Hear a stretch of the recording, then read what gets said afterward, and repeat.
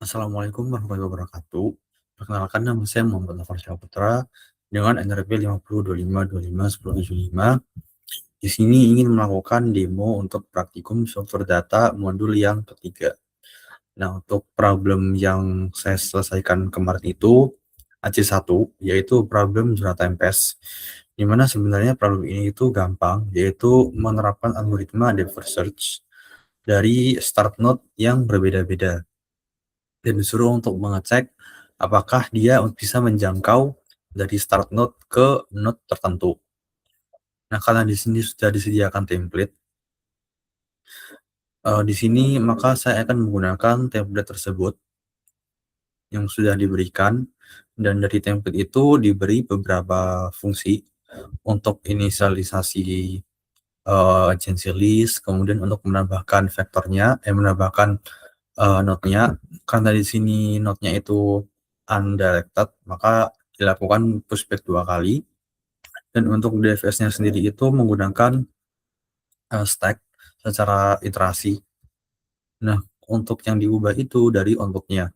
Nah, output yang dihasilkan itu dalam vektor DFS result, yang mana DFS result ini akan berisi node-node dari node awal sampai ke node akhir.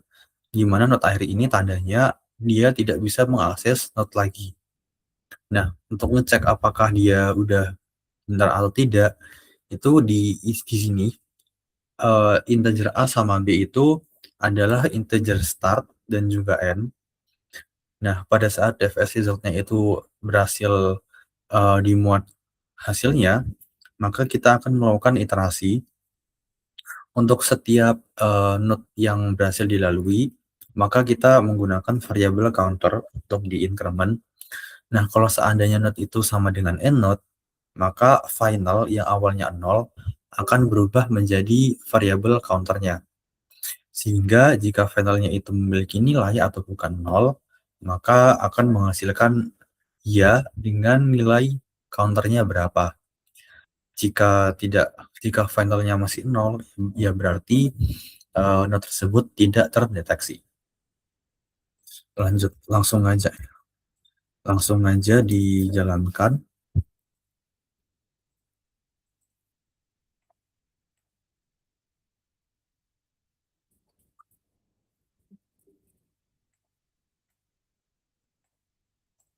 Nah, di sini akan menghasilkan ya 4. Nah, di sini cuma debugging aja. Lanjut ke problem yang kedua, yaitu find the king. Nah, sebenarnya problem find the king itu tidak memerlukan algoritma kayak DFS, BFS, Dijkstra, ataupun yang lainnya. Dia ini sederhana. Kalau seandainya node itu disebut sebagai king, maka dia harus mengandung 2 syarat. Yang pertama adalah dia tidak menunjuk ke node manapun, dan semua node selain dia itu menunjuk ke node tersebut.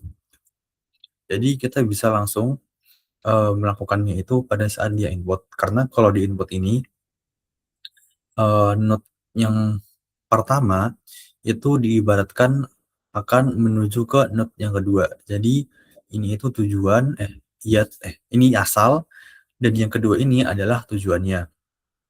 Nah, kalau di programnya itu kita ngebuat fungsi vektor in degree dan out degree. In degree ini menyimpan dia itu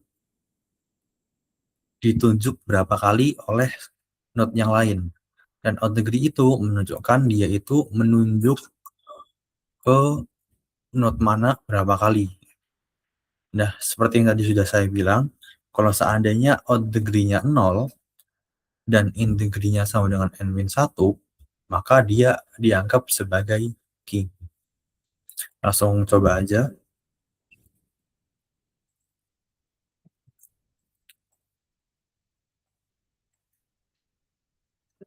Yang ini aja.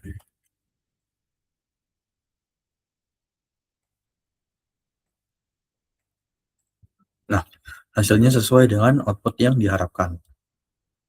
Nah, lanjut problem yang ketiga, yaitu shadow monarch.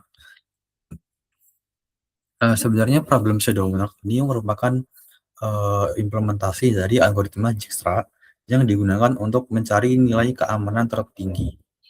dengan representasi node-nya itu berupa string. Nah, kalau dilihat dari kodenya itu, karena tadi dia representasinya dalam bentuk string, maka untuk menyimpan, node-node-nya itu tadi, kita menggunakan unordered map dengan key-nya itu adalah nama ruangan asal dan value-nya adalah daftar pasangan yang berisi nama ruangan, tujuan, dan tingkat keamanan lorong.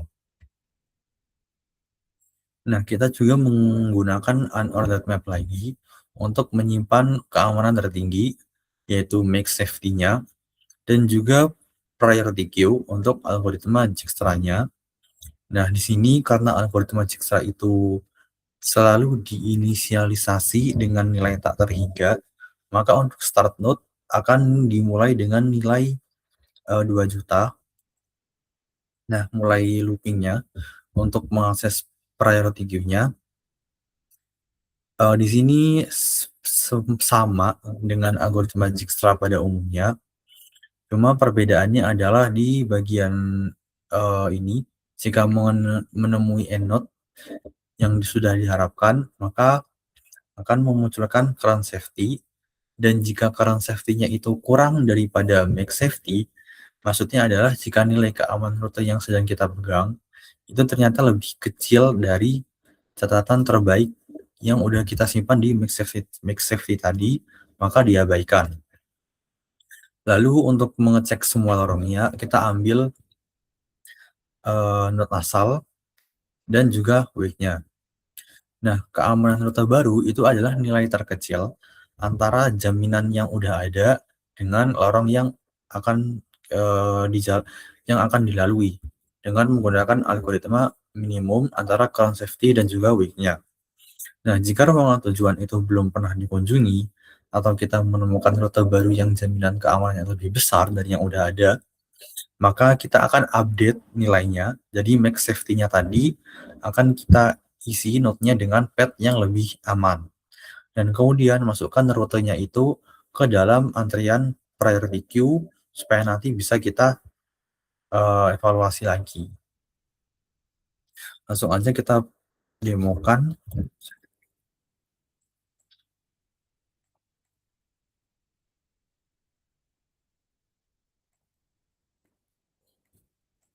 Nah, maka output-nya sudah sesuai dengan yang udah diharapkan. Nah, lanjut ke problem yang terakhir, yaitu aliansi. Sebenarnya tujuan dari aliansi ini adalah untuk menggabungkan beberapa node untuk menjadi satu graf, yaitu aliansi. Nah, nanti tiap aliansi yang udah berhasil dibuat ini bakal diurutkan lagi.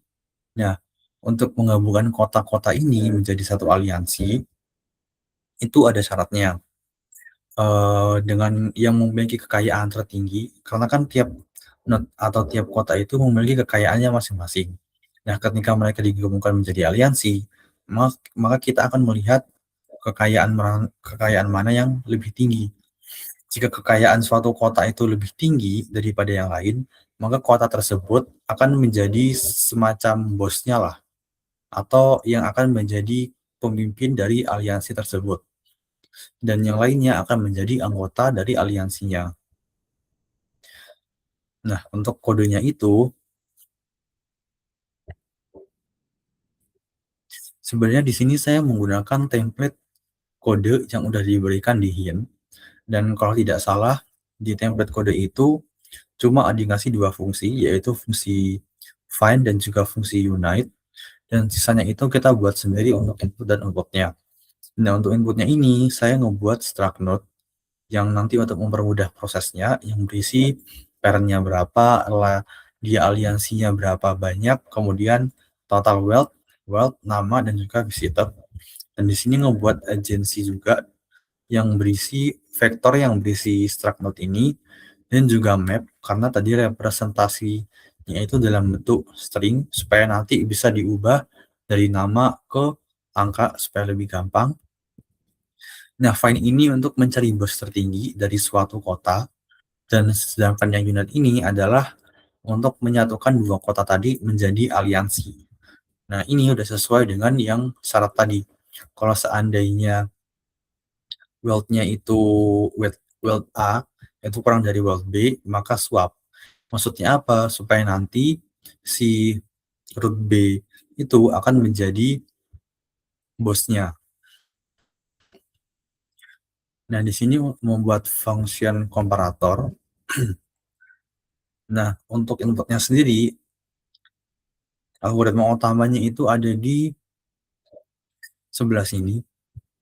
Jadi setiap kali user nge-input string, 2 string, maka kita akan mengecek apakah kedua kota tersebut ada di dalam data yang udah kita masukkan.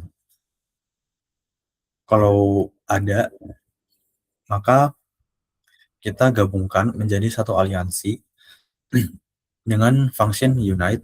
Kemudian para ketua aliansi yang tersisa, karena kita kan menggabungkan kota-kota tadi menjadi suatu aliansi. Nah, otomatis maka mereka akan dihitung sebagai satu kesatuan. Nah, jika ada kota yang tidak tergabung ke dalam aliansi manapun, maka secara otomatis ketua aliansinya adalah kota itu sendiri, parent yang menunjuk ke dirinya sendiri. Makanya kita masukkan ke aliansi. Nah, kemudian kita urutkan aliansi tadi dari paling gede ke paling kecil, kemudian dimunculkan. Langsung aja dipraktekin.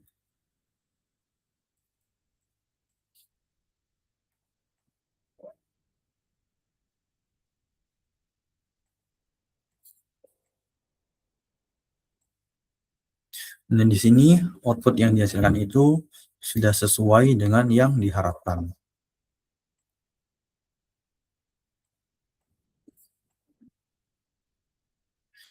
Jadi kurang lebih seperti itu untuk demo struktur data modul ketiga.